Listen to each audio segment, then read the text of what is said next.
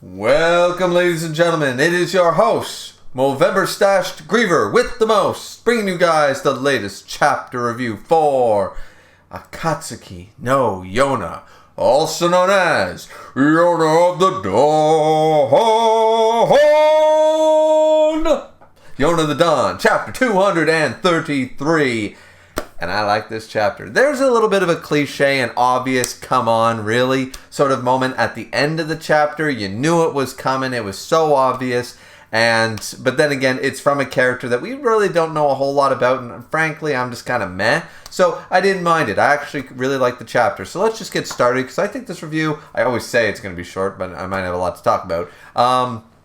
Anyways, the first part of the chapter, of course, is my favorite part of the chapter. We have the Zing Kingdom showed up, or the Zing Kingdom. They are led, of course, by Queen Koran. Is she still Princess? Is she Queen? I don't know. Anyway, Queen Koran. I'm going to call her Queen. Koran is here, and everyone is shocked. You know, the Fire Tribe and the Water Tribe, and everybody is shocked because, of course, runs up, we're here for Yona, sort of idea, right? Like, shows up, and everyone's like, Queen Koran, and it's like, you know, I thought it'd be difficult to get you here. It's like, it's you we have to thank, Yona, and you don't need to address me with my title. We solid, you know, and I like that. I really like this. This exchange is fantastic because, once again, remember, the common soldiers are all good, and most of the, like, you know, you have Taijun, you have Gwentai, you have, of course, and so you got a lot of the characters. You got some heavy leaders that know the influence of Yona, and the common soldiers generally do, but now, once again, it's just reaffirmed. It's like she just runs right up to everyone's like, whoa, the Zen Kingdom, wow, they're delicate. Yona's like, hi, how's it been? How's it going? And they're just calling like, hey, how's it going? We're awesome. We're blood sisters. We good, you know, sort of idea. So, and everyone's just like, I mean, it's great that they're here, but how is Yona just so... Does she know everybody? You know, sort of idea. And that's what, like, we got the Water Tribe and the Fire Tribe sort of trying to figure out. It's like, so this is the rumored queen. It's like, we haven't seen her. And it's like, Princess Yona is already on the most friendly of terms possible. Like, see, they aren't informed. They don't know what we know. And it's like, to us, it's obvious. But it's like, damn, they're already like... It's like when she showed up with Lily. It's like, Yona's my friend. And they're like, wait, what? You know, that kind of idea, right? So I really like this. So, because it shows that, and we got Algiera and Volder, of course, are back. Some definitely fan favorite characters. We really liked them back in previous arcs. The Zen Kingdom arc was very good, you know, the infiltration of the Zen Kingdom and all that stuff with the Gobi shit. And Gobi is even brought up here. It's like, yeah, thanks for settling that matter. And Hawk shows up and it's like, hey, how's it going? What's going on, guys? It's like, and of course, Hawk Nian and all that stuff. And it's like, yeah, calling Yona Nian and all that, you know. And Vold is always, you know, going to be Vold. And then we do also get, what's his name? The guy from the guy from the stars, from the Elder Stars or whatever they call him. I forget his name, but anyway, the long-haired guy, the one that survived, pretty much. So yeah, so it's a really nice little reunion bit at the beginning of the chapter. It doesn't really go super in depth, like the dragons don't come out. There's not a bunch of that stuff, but it is a nice couple of pages that we get. And then, of course, we have Soo-won, Kisok, and Yona doing their thing. It's like, the reinforcements are here, so it's time to go. And Soo-won's like, yeah, okay. Like, I'm not going to argue anymore, sort of idea, right? So, and Kisok, of course, is once impressed by Yona, because it's like, so Queen Koran is here, who is usually so difficult and stuff, and she's just basically passing you out favors like it's nothing, like it's Halloween candy for you. It's like, if we tried, she'd be like, where's Yona? You know, if Yona's not involved, I don't really give a shit.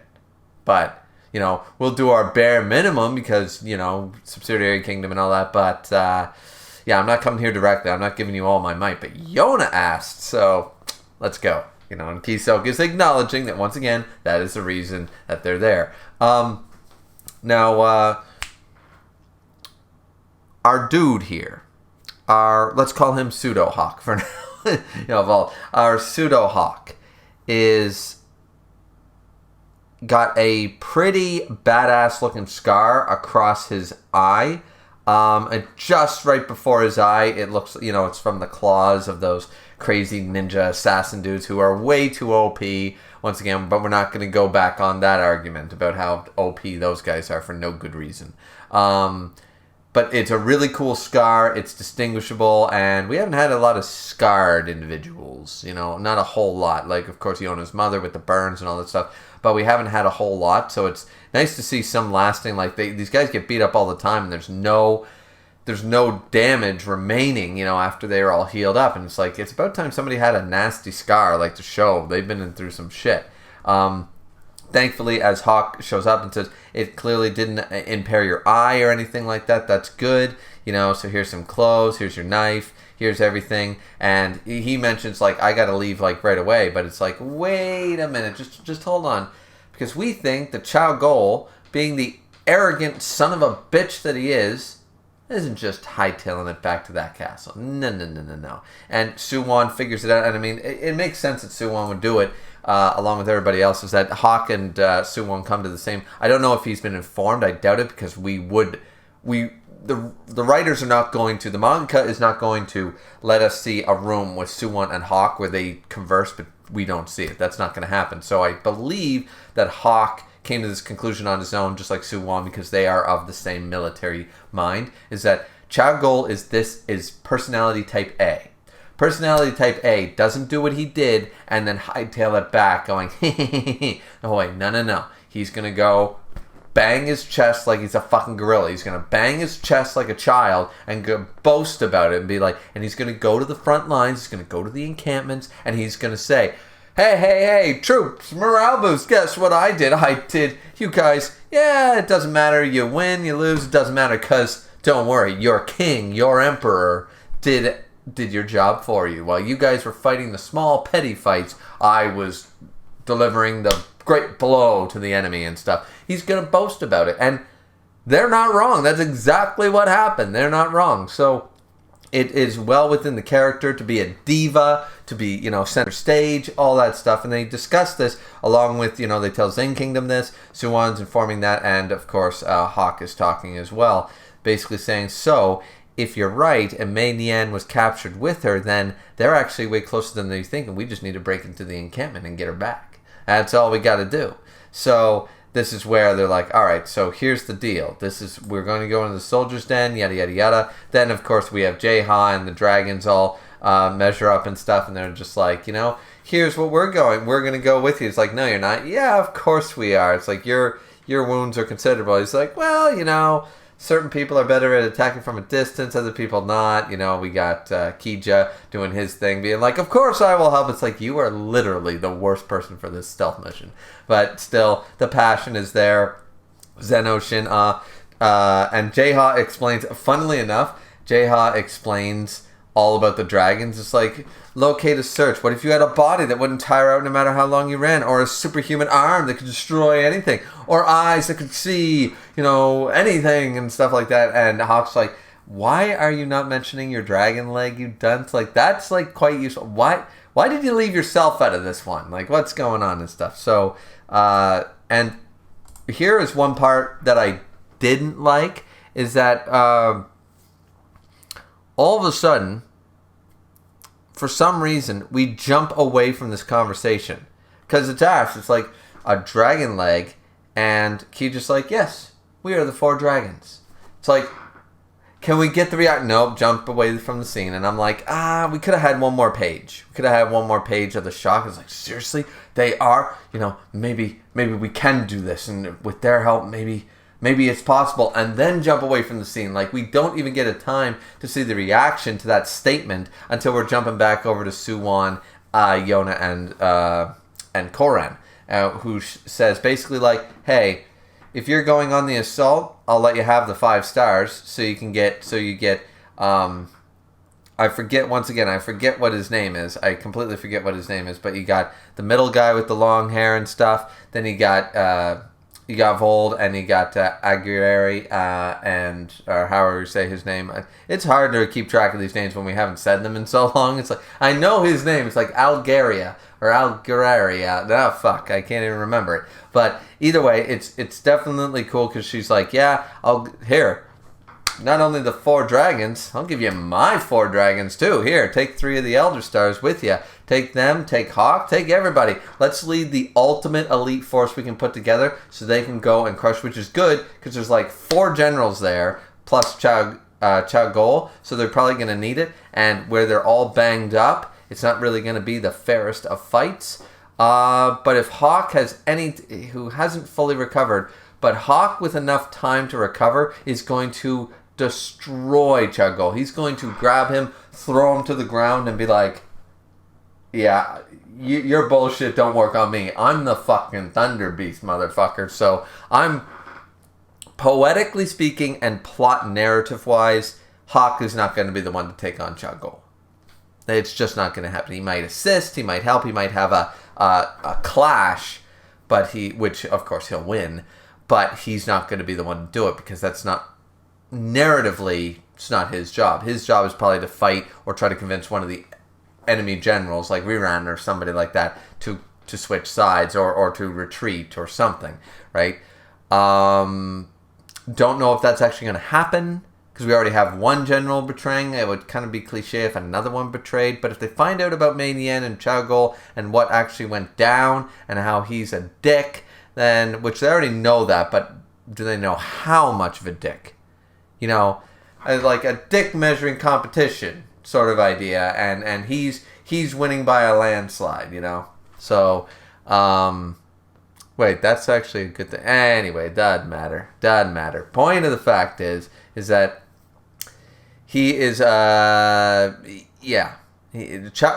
is gonna definitely get his comeuppance, but I don't think it's gonna be at the hands of Hawk or Zeno, which would be scary. Zeno would be awesome if Zeno did it. It's like, you hurt my dragons. You hurt my brothers. You hurt the little miss. You hurt the mister. You know, like, you just want to see Zeno fucking just go, yeah, no. I've been alive for 2,000 years, and I haven't raged out in a goddamn couple of centuries. But you're making that all come back. The blood boiling, all that fun jazz. I would love to see Zeno get mad, you know what I mean? So, sort of Hawk level at soo-won mad, like from early arcs. I want to see Zeno lose his shit against somebody. And no better person than Chagol to lose it on. But, once again, narratively speaking, it's probably got to be one of his own generals. It's got to be somebody from South Kai that gets the... Mei Nian herself, for example, would be more poetic. So, but anyways, so Koran lends Yona the 5 Elder Stars or what have you, and then soo-won definitely, like, Yona's like, soo-won, this is what we tied, I'm going. It's like, fine then, go rescue her, whatever, and, you know, retreat if you have to, and don't pursue her to the ends of the earth either. We have an opportunity, if she's not there, and there's no trace of her, come back, sort of idea, right? There are limitations and stuff, but Kisok even reprimands this and says later on after the meeting is adjourned and they've agreed to it, saying, it's like, I'm giving you my opinion, is that we need to keep Yona here, sort of idea, right? Like, we shouldn't let Yona go on these dangerous missions, and soo-won's like, you know what? It is odd that you're so well concerned about her well-being these days, you know, and it's like, because Kisok uses it as a power move, a power play, right?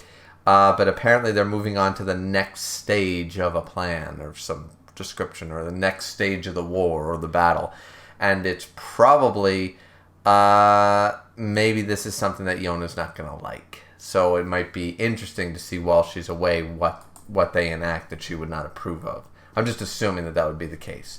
Now the second part of the chapter, or the later half of the chapter, involves the South Kai army with the other generals. It's Ryan, the guy who's in love with Mei Nian, and General Hai? I forget. Anyways, so basically they're talking about Val and how could Val betray us and all this fun jazz, and they're not believing it. They can't understand what's been going on. What happened to Mei Nian? She came back, but she seemed lifeless in the carriage, and they're just like, so did Coca Kingdom do this? Yada yada yada. Now this is where Ryan, I might be saying his name wrong, guys, but the general that Hawk fought before the flood and all that stuff, right? He says, Sir Hawk said she was not in prison and she was being well fed and well tended to. And then they're like, can we trust the word of an enemy? He's just like, that man would not lie. And they're like, that man would not lie to me. And it's just like, you met him once and already can establish his character. And you know, because Hawk is infectious. Hawk is like the good version of a disease. You can't help. He's like gravity. You know, people are pulled towards him even if they don't want to be. He's just that cool. He's just the Thunder Beast, and like people trust him inexplicably without rhyme or reason. And I love that right away. He's just like, no, I believe exactly what he told me. He wouldn't lie. Like, and I mean, there's no reason for him to lie, but also he's convinced he wouldn't lie. So they're going to take that as at their word, and potentially when they talk about Mei Nian's facial expression and how she was feeling and how she looked, they're like, well, if Val has truly been killed, that would have really upset her because they were friends and all this stuff for a long time, and they rationalized that that's why she's looking that way. So, and then asking sort of that Mei Nian might know something about why Val was killed, or why he betrayed, or why he defected. So they're having this meeting about all this, but now they tell basically the other generals, the eye patch general basically says to the other guy, hey, listen, let it lie for now. When we get back to the capital and stuff, we can see her, we can inquire as to what happened. But for right now, we're on a battlefield, we're at an encampment.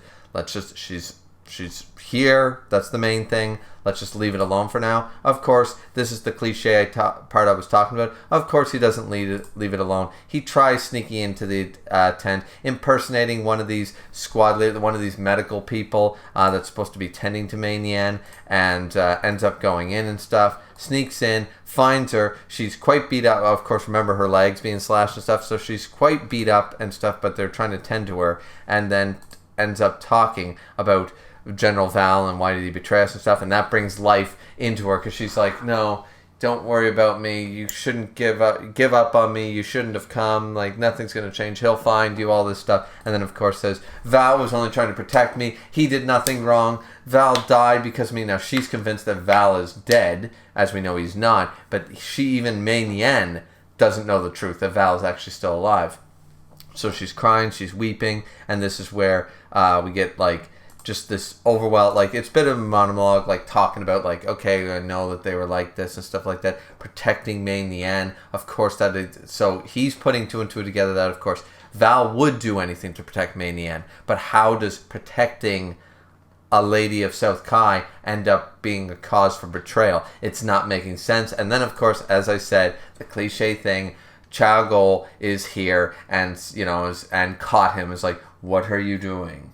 Sort of idea right behind him, and the doom and the looming presence and all that stuff. The evil aura is there, right? And that's the end of the chapter. Now, the thing is that, as I said, this is one part that I don't really like because it was so obvious that he was going to get caught in disguise trying to go see Mei Nian and Chao Gol was going to catch him. It's so obvious because it's been done 1,001 times and it's going to be done another 1,001, but it's just too cliche. It's just too obvious for me. Thankfully, this isn't like Hawk making a stupid decision or jae-ha or somebody like that. It's not one of the characters I give a shit about making a dumb move like this. It was some general that I don't really care about, to be honest with you. I don't really care about these 5 generals. In all honesty, if I had to say who I was most interested in, it's going to be the relationship between Ryan, or Riran, or whatever his name is, the general that fought Hawk, who's all bandaged up. I like his character sort of grown on me because he instantly has this camaraderie with Hawk, even though they were enemies and fought against each other. It was like there was respect almost instantaneously, and sort of that duality is quite nice to see in an enemy general who already is like, no, that's a man of honor. He wouldn't have lied to me when I asked about Mei Nian. Said she was fine. I took him at his word, and I have no reason to doubt his word. Instant respect, and I like that. So he's got my vote for so far my favorite general of the South Kai. And then the eye patch guy seems to be like more the leader, the oldest general. He seems to be the one of reason, probably quite powerful. And he seems to be the most level-headed, but he's not like a soldier follows orders, that's it. He's not a robot either. So he's quite interesting as well. Val's alright. I don't mind Val, but it's because he's sort of... It's like Mei Nian. Is Mei Nian a bad character? No. Is Val a bad character? Absolutely not. But they are discount Yona and Hawk. The parallels are one too many, and it was done way too quick, and here are their doppelgangers showed up. So it's hard to really give them their proper due because it's hard to separate them from their main characters, the OGs, as it were. So at least that's the way I feel about those two. What do you guys think? I really like this chapter, though, overall. It's leading to some good stuff. And we're finally going to get the Happy Hungry Bunch back together again. We're going to get, because they're all together. They're going to go out on an adventure. It'd be interesting to see who's going to go, who's not going to go. I'm going to assume that the whole Happy Hungry Bunch is going, maybe minus Yona. Maybe. And then, of course, three of the Elder Stars are going to go with the blessing of Kuran. So definitely very interesting. I like the idea of this. It's nice to see old friends and team up with Hawk and the dragons again and stuff. So, I mean, this is an army. The dragons alone are an army unto themselves, and now you've got fresh recruitments in the three of the Elder Stars. Hell fucking yeah. These guys are going down. That encampment is fucked. That's all I'm saying. So, but I hope you guys enjoyed the review. And that's it from me. Like, comment, and subscribe. Hopefully it's not too long. 20 odd minutes. Not too bad, not too bad. Sometimes you guys know these ones can go 35, 40 pretty quickly. Yeah, so that's it. Like, comment, and subscribe, everybody. Hope you guys are having a good Movember, as it were. Don't forget to donate to prostate cancer research and grow a mustache. And if you're a lady, don't grow a mustache. I mean, you can if you want. But I don't know. Grow some bangs. I don't know. I don't know, dude. Or just donate the money. That's the main thing, right? But anyways, that's it for me. Hope you guys enjoyed. And we'll see you guys back here next time for chapter 234 of Akatsuki no Yona. Also known as Yona of the Dawn. Alright, that's enough of that. Alright, we'll see you guys back here next time. Bye-bye.